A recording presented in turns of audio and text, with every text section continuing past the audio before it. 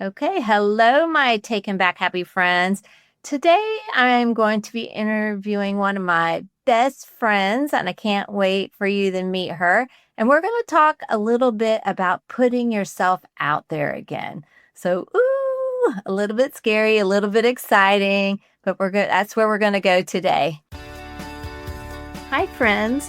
Welcome to Taking Back Happy. I'm your host, Gina Granville.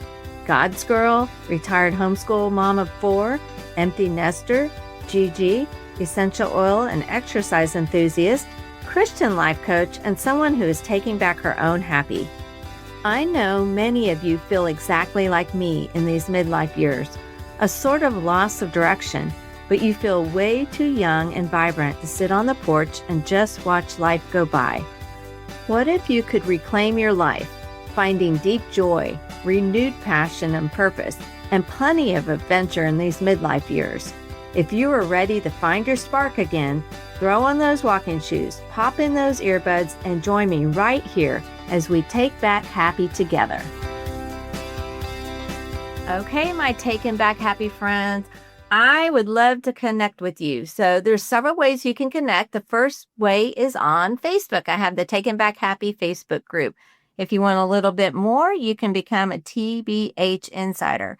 When you're a TBH Insider, you're going to get weekly emails with the latest podcast, tips on creating a happy mindset, early bird access to special offers, and encouraging Bible devos. And another way to connect is through one-on-one Christian life coaching. So just hit me up on that and I will give you all the details.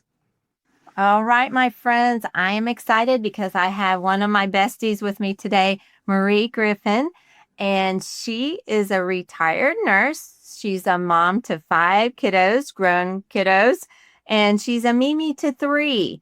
So she loves crafting, she loves hanging out with friends, she loves reading, and she is just one of the most giving people that you're ever going to meet. I just love her heart. She has a heart for people and she just blesses me every day.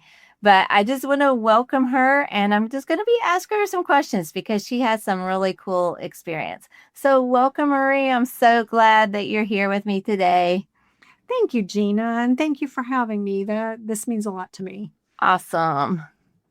Okay, so let's get into it just a bit. I know a lot of the Taken Back Happy audience is a little leery sometimes about getting back out there. I know I have been. And this is a topic that's just really interesting to me right now because I am interested in getting back out there again. And so I want to have a little hope and I want to share that hope with other people.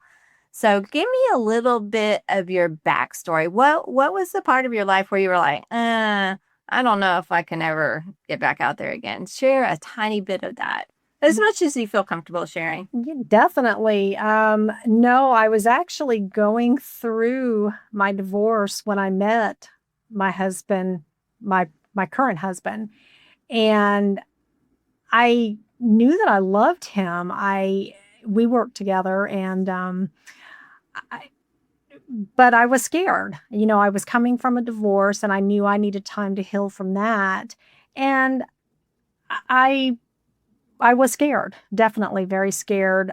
I was in an abusive relationship and you're you don't trust your judgment.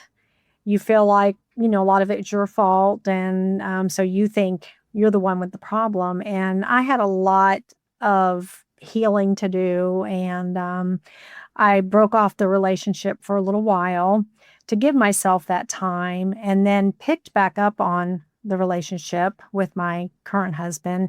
And I'm not going to lie, it took me about 5 years to finally realize okay, he's not changing. This is the same man that I met 5 years ago. And absolutely love him. And I'm very blessed.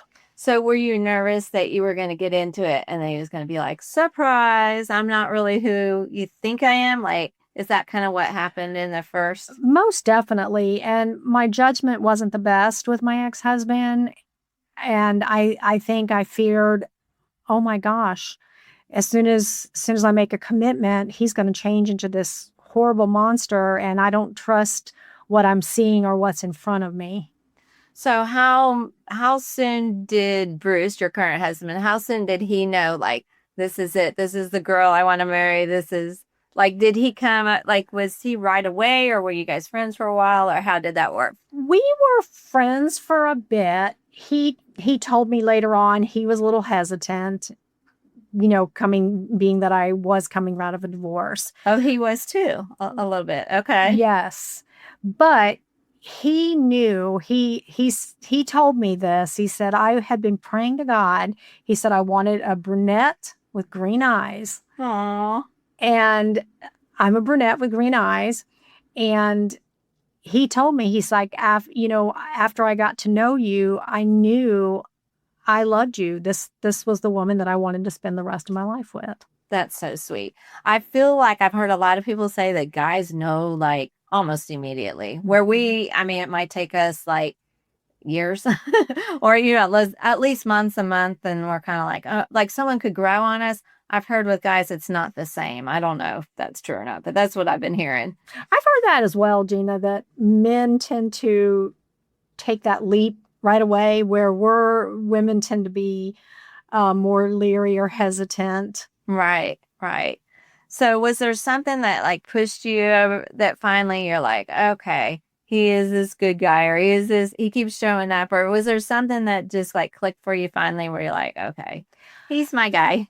It actually was funny. We were going to church, and I'm not going to lie, we were living together at this point, and I was completely content with that. Not living a very, very good Christian life, but I was content because I didn't have that full on blown commitment, but I was happy with the way things were.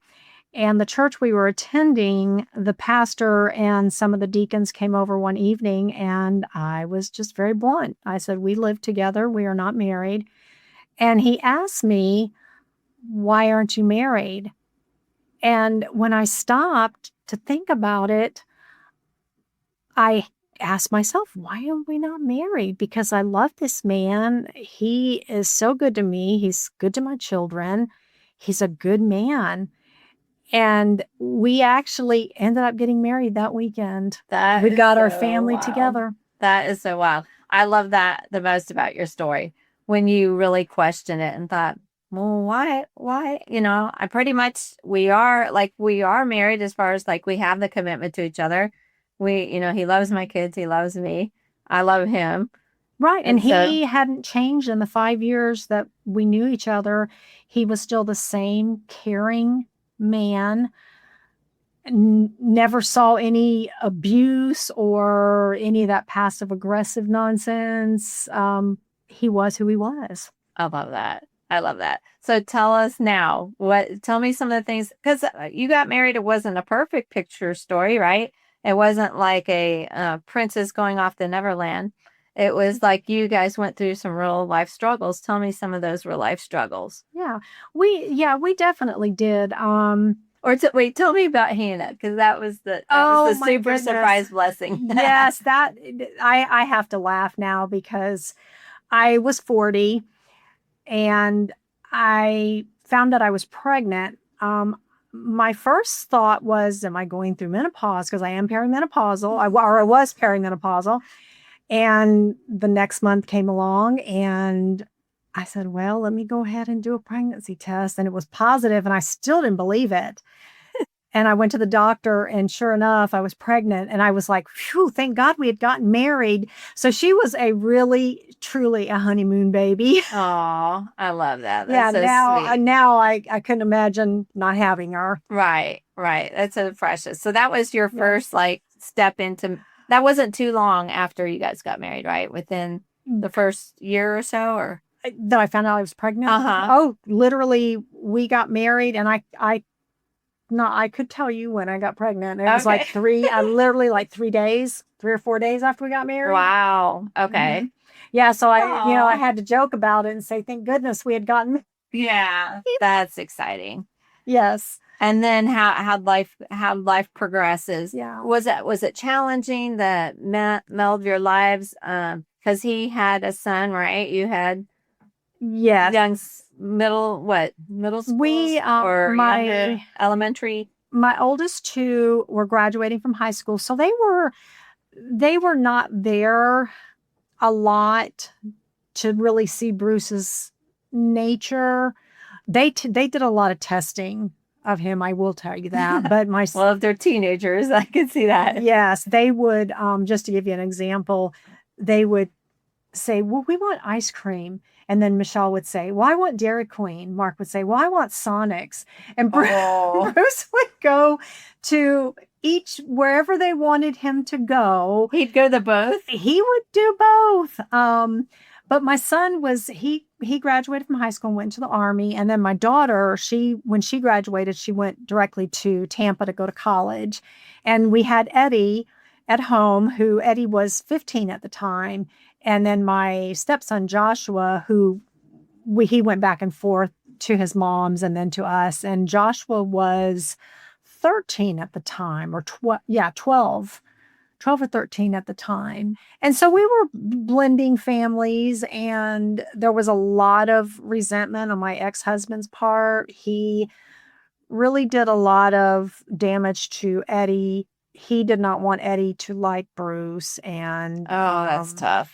Yeah, we faced a lot of challenges there, with dealing with Eddie. And would you say that was the biggest challenge as far as blending the families, or not necessarily? That was because Joshua was very blessed, where his mom didn't say bad things about us, and obviously we didn't say bad things about her. Right. And it's the divorce. The divorces are the divorce, and there's no reason to bring kids into it. And my ex-husband, but given his nature, I'm not surprised that that's how he was. How he operated. Yeah, how he operated. Yeah, that makes sense.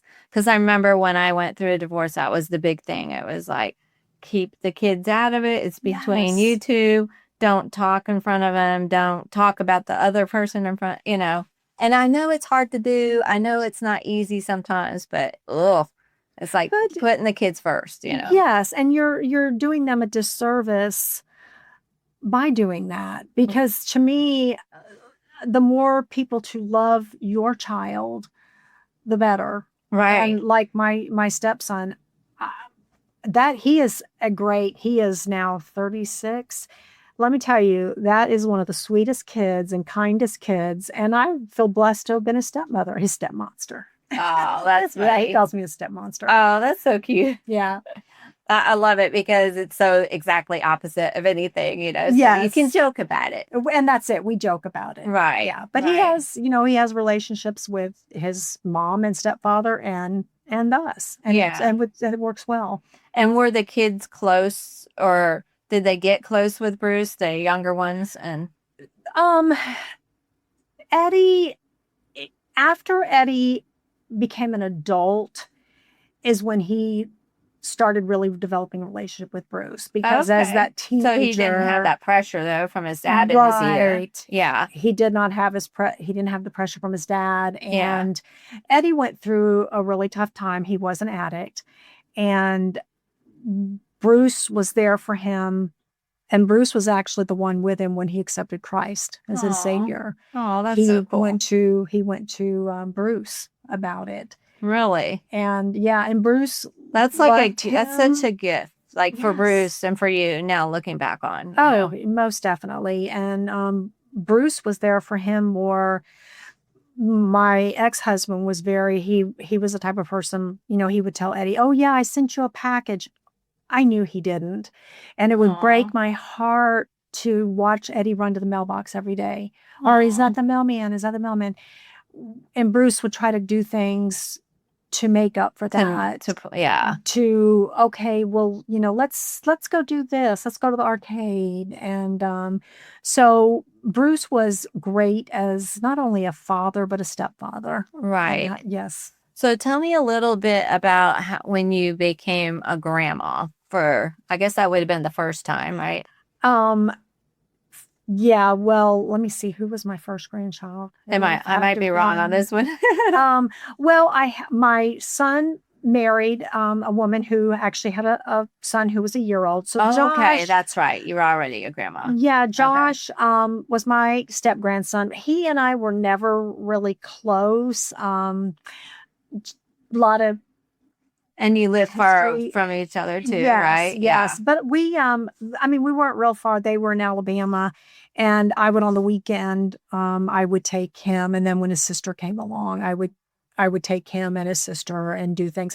That was exciting for me to be a Mimi. Okay. So, and I wanted him to, to me, step kids, real kids. Right. There's no difference. Right. They're all kids, all grandkids. That's right. She's like, and were you always like, how did you come up with the name Mimi? I had a friend. I had to think about this. I had a friend who used Mimi. Okay. And I loved that. I just Yeah. thought it was so cute, and it wasn't that grandma because Right. I was young. I didn't feel like a Right. grandma. You would have been really young because you were like, yeah. I'm trying to think when Mark married Amanda. I was in my early 40s. Okay. Yeah. Yeah. So not too far after that, you had some medical things come up. Oh, yeah. I have to back story a little bit. Yeah. Yeah. Eddie and his girlfriend at the time, they became pregnant, and neither one of them were in a good place. So when Isabella, who is my granddaughter, when she was born, they ended up giving her up for adoption. That's you could do a whole nother episode on Right. That's so tough. awesome they made that choice. Though. Yes, Wow. because Eddie's dad tried to get them to abort her. Right. And they did not want to do that. I mean, definitely would have been the easier way out, Yes. Yeah. And I was proud of them for making the decision to give her to somebody who wanted a baby and it was the right time in their lives Right. to have a child. So she blessed a family, or they blessed a family, and I was blessed because the couple that adopted her still allowed me to be part of her life. So I have been able to be there to watch her grow up, and she's 20 years old now. But during that time, Isabella would have been about 2 or 3. I was diagnosed with stage 3 breast cancer. And my daughter, Hannah, at the time was 7. Wow. She was just a little thing. Yeah, still. she was Yeah. young. And because it was a stage 3, I went through chemotherapy first. I did 6 rounds of chemotherapy, and then I did 30 rounds of radiation on top of 2 surgeries. And there was a lot. And I can look back later on, and that's where, I look at the blessing of my marriage. Bruce did so much. I was just going to ask you, like, sometimes those kind of diagnoses will separate people, but you don't. No. This man was going to work every day. He was taking care of our daughter a lot because I didn't feel well. And then he was on the computer finding grants to help us pay because I was a nurse and I worked in an area that had a lot of, MRSA bacteria. Yeah. I wasn't allowed to work, which that makes sense. Yeah. Yes, because of your immune system. And I look back and later on, I thanked him and I said, thank you for being there, because he really stepped up to the plate during that time. Yes. That's cool. And that's part of that important choice on choosing that person that was, where you took the time to see it. You might have thought, well, that's a long time, 5 years, but it gave you that time to see his real character. Oh, before definitely. You got married. And he never swayed from that. He was always that same character.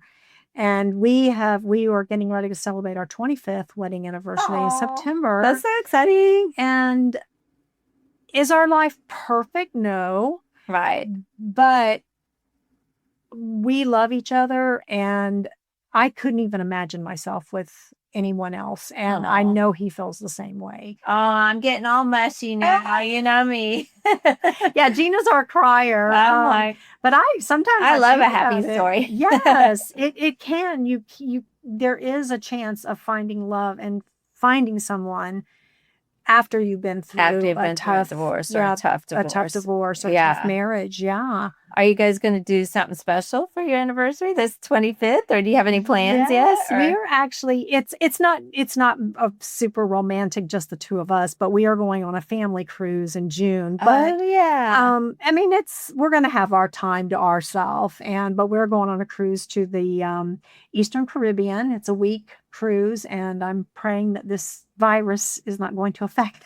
Right. It's coming Have out. you been on a cruise before? Yes, ma'am. Okay. Has he been Yes. on a cruise before? No. Oh, okay. No. This is fun.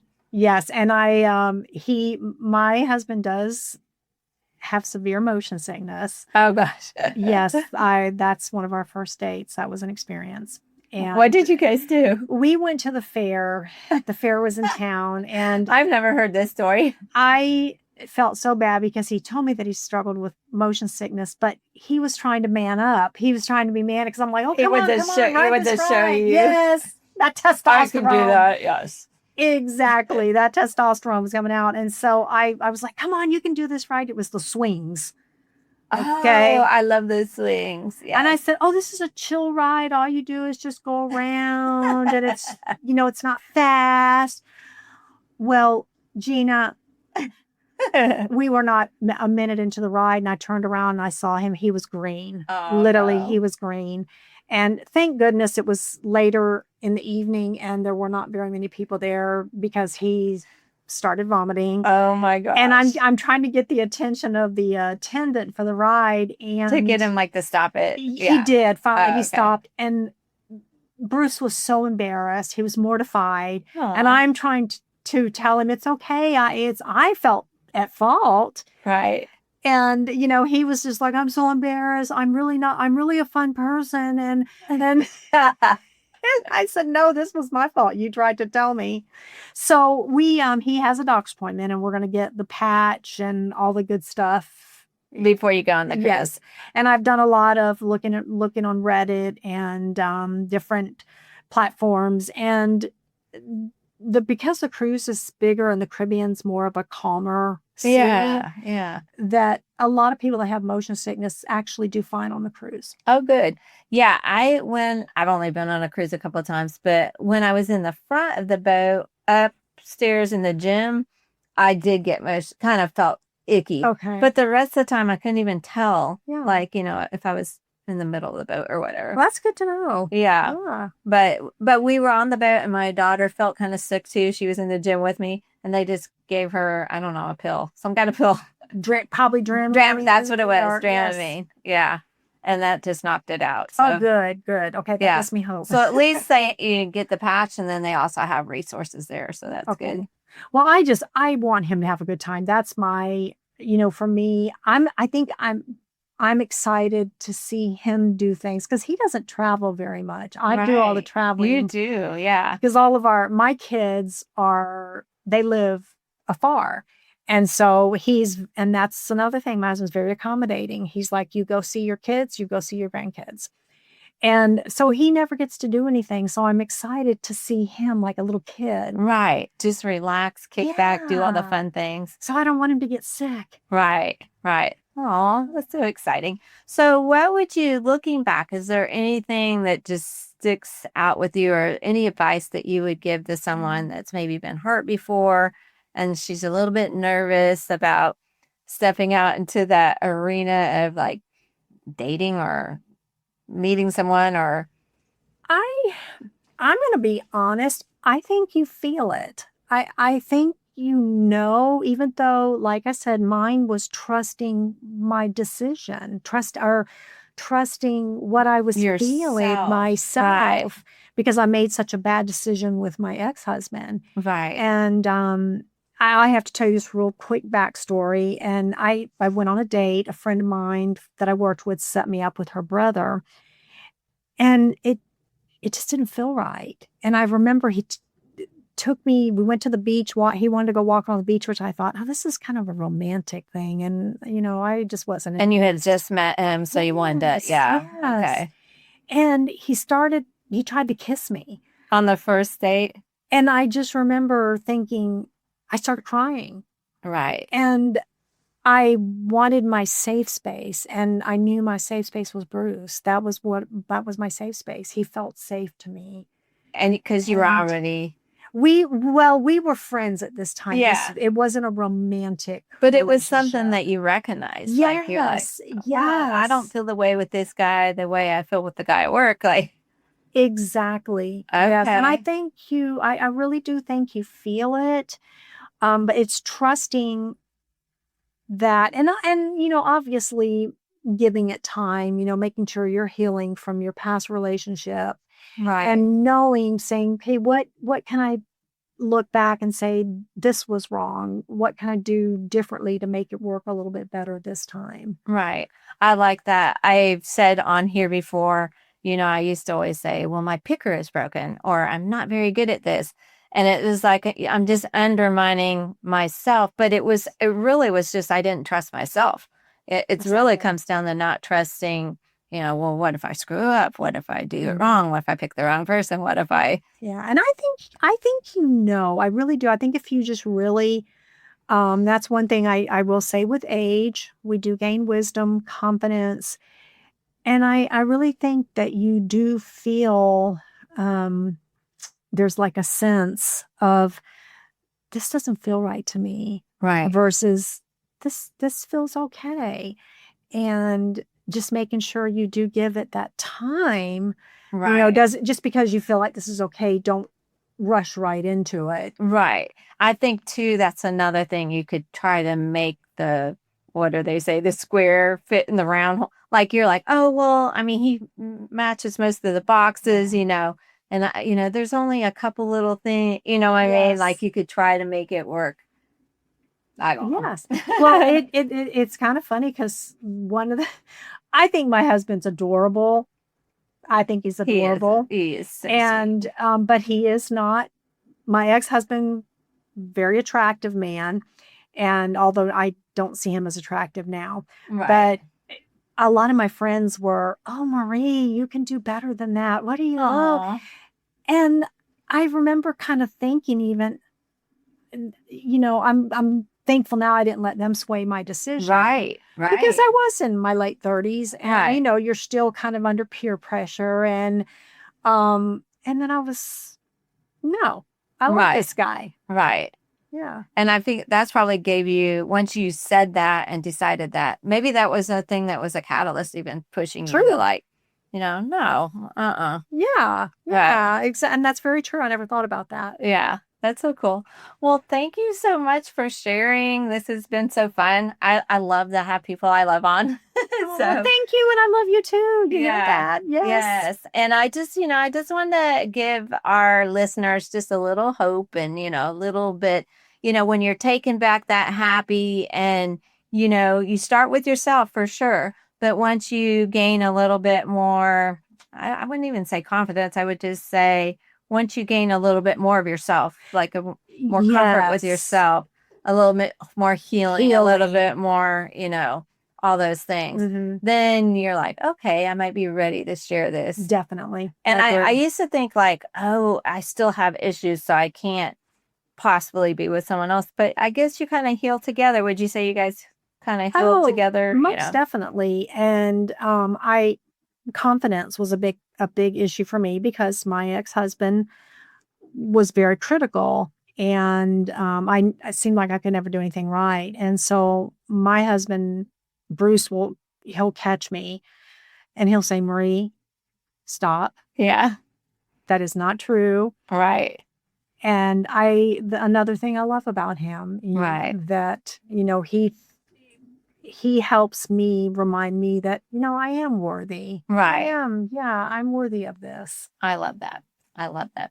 All right. Thank you. Thank you so much, my friend.